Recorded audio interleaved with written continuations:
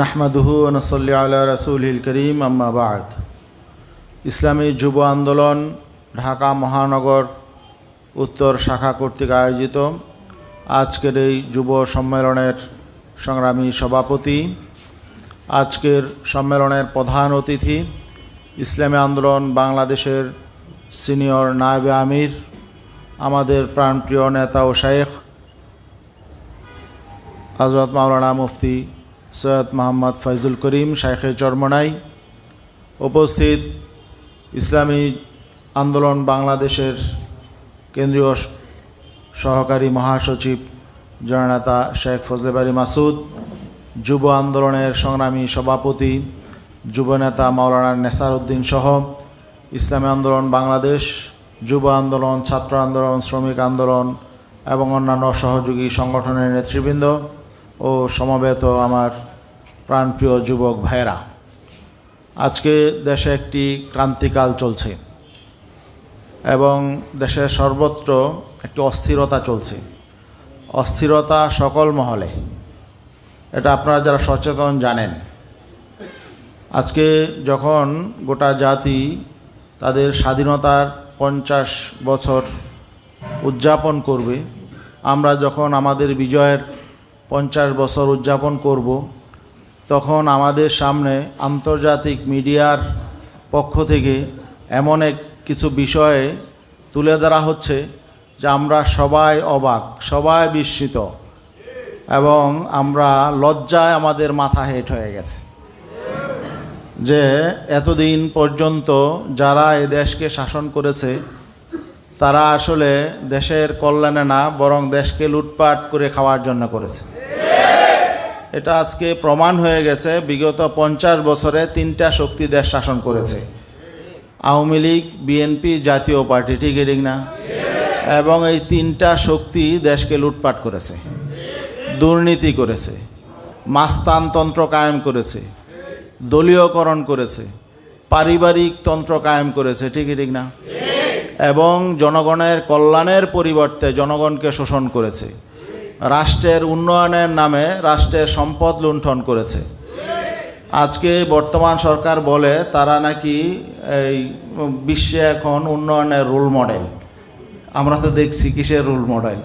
সরকার দলীয় লোকরা সেই কেন্দ্রীয় ব্যাংকের রিজার্ভ চুরি থেকে নিয়ে ছাগল চুরি পর্যন্ত এমন কোনো কিছু বাদ নাই যে তারা করে না।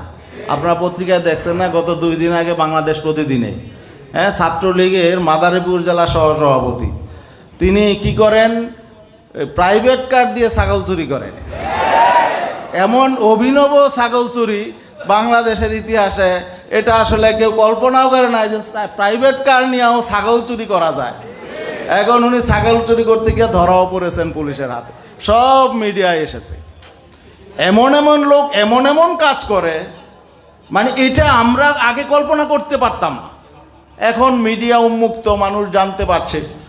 যদিও বাংলাদেশের মিডিয়ায় সব কিছু আসে না, কারণ মিডিয়াও তো আজকে নিয়ন্ত্রিত, বিভিন্নভাবে সেলফ সেন্সরশিপও হয়। তো আজকে কিন্তু তারপরেও কিন্তু মানুষ জানতে পারছে।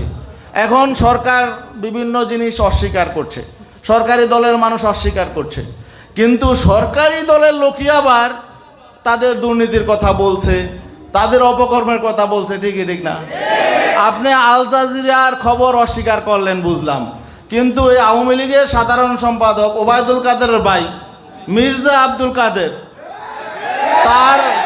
তার কথা তো অস্বীকার করেন নাই। সে তো পরিষ্কার বলেছে যে আওয়ামী লীগ ভোট চুরি করে, ভোট লুটপাট করে তারপরে তারা ক্ষমতায় গেছে। যদি সুষ্ঠু ভোট হয় আওয়ামী লীগের এমপিরা পালানোর জন্য দরজা খুঁজে পাবে না। এটা তো আল জাজিরার রিপোর্ট না, এটা তো আপনাদের লোকের বক্তব্য, ঠিক না? আচ্ছা, তারপরে এই ঢাকা মহানগরের মেয়র, আগের মেয়র বর্তমান মেয়রে বলে যে উনি রাঘব বোয়াল, আর বর্তমান মেয়র আগের মেয়র বলে সে চুনুপুটি। তার মানে দুইজনই দুর্নীতি করেছে এবং দুইজনে স্বীকার করেছে। একজন আরেকজনের দুর্নীতিবাজ বলে, কেউ বলে আপনি কোটি টাকা দুর্নীতি করেছেন, আবার আরেকজন বলে আপনি 100 কোটি টাকা দুর্নীতি করেছেন। তার মানে তারাই এখন বাগবাটোয়ারা যখন কম পড়ে তখন তারাই নিজেরটা নিজে বলে। এইভাবে গত 50 বছর এইভাবেই তারা করেছে। ব্যাংক লুটপাট করেছে। কারা করেছে?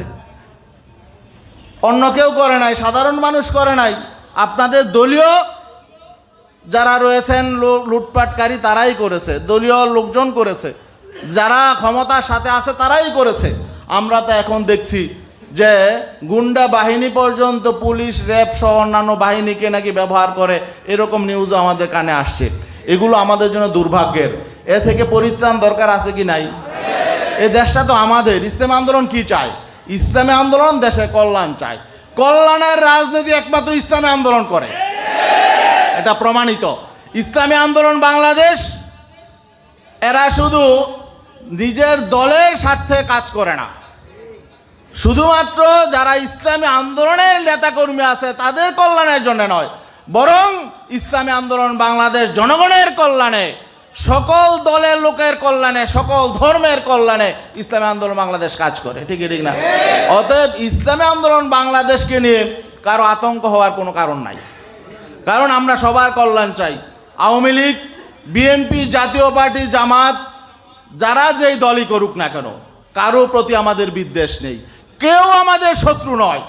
ইসলামী আন্দোলন যদি ক্ষমতায় যায়, ইসলাম যদি দেশে ক্ষমতায় আসে, তাহলে সবাই নিরাপদে বসবাস করবে, সবাই তাদের অধিকার ফিরে পাবে। আজকে একটা রাজনৈতিক দলের জনপ্রিয়তার মানদণ্ড কি? নির্বাচনে কে কত বেশি ভোট পাবে, এটাই তো।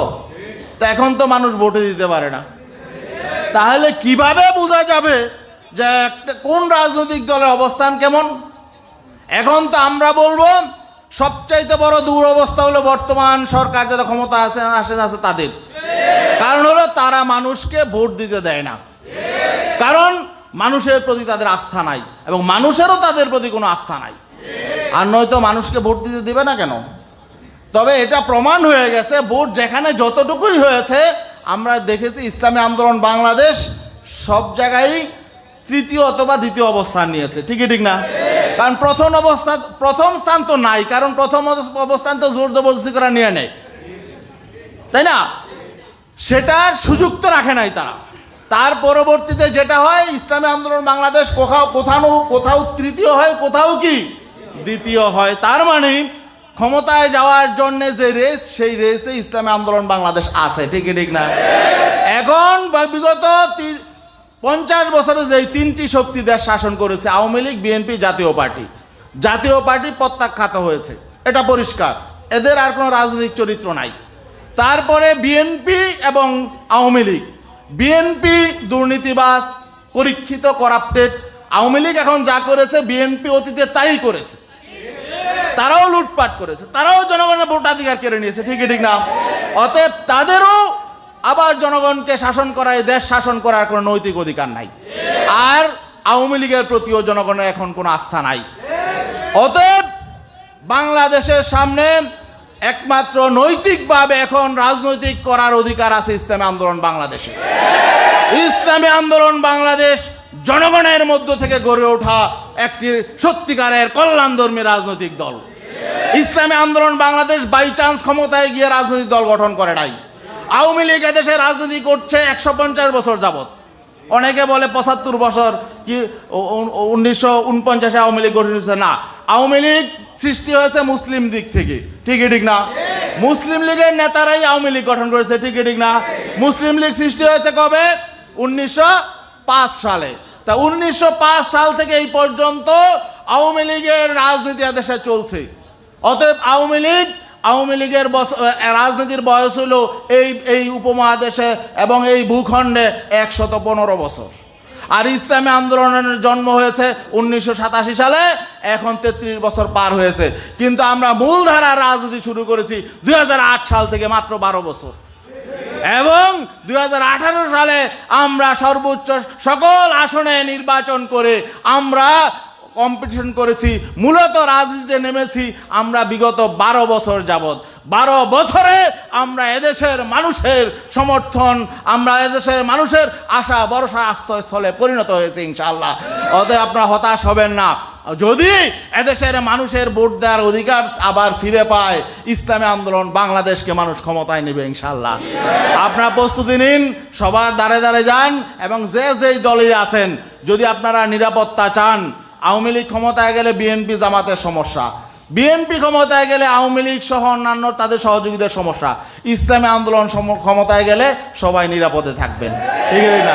অতএব সবার নিরাপদ বাসস্থানের জন্যে, ঘরে ঘুমানোর জন্যে, নিরাপদে থাকার জন্যে এবং উন্নয়ন অগ্রগতির জন্যে ইসলামী আন্দোলন বাংলাদেশকেই বেছে নিতে হবে, এই আশাবাদ ব্যক্ত করে শেষ করছি। ওমা আলাইনা ইল্লাল বালাগ।